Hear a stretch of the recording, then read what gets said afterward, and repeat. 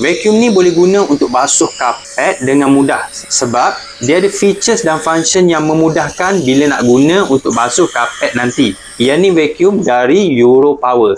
Dekat sini dia ada bagi dua jenis filter. Yang kertas ni filter untuk sedut kering.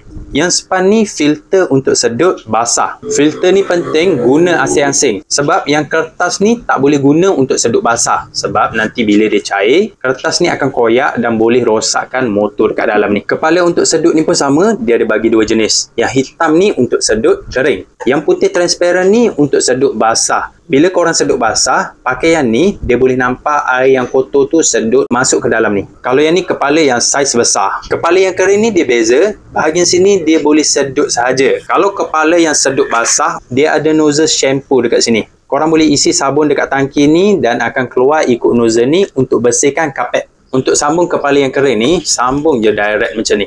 Kalau kepala yang basah untuk cuci kapet, kena sambung dan pastikan bahagian sini masuk betul-betul. Barulah air sabun, shampoo boleh lalu masuk dan keluar ikut sini. Yang ni dia bagi dua plastik tiup. Korang boleh sambung benda ni untuk bagi panjang.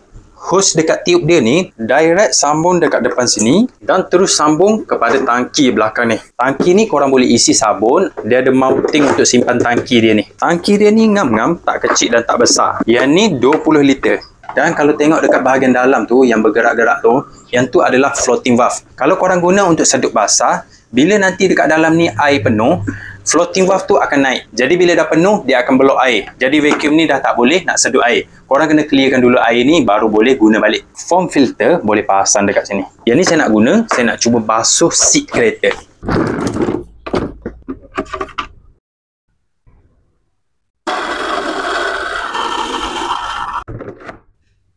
Untuk bersihkan seat kereta, saya nak pakai yang kecil ni.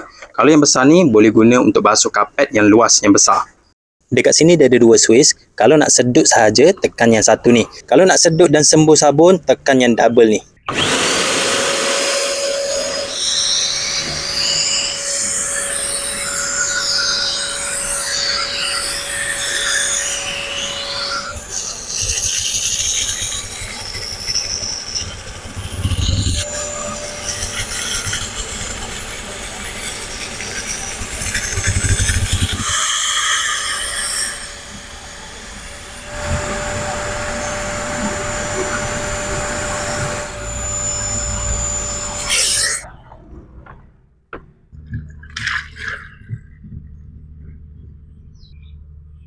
Jadi itu saja untuk video kali ni.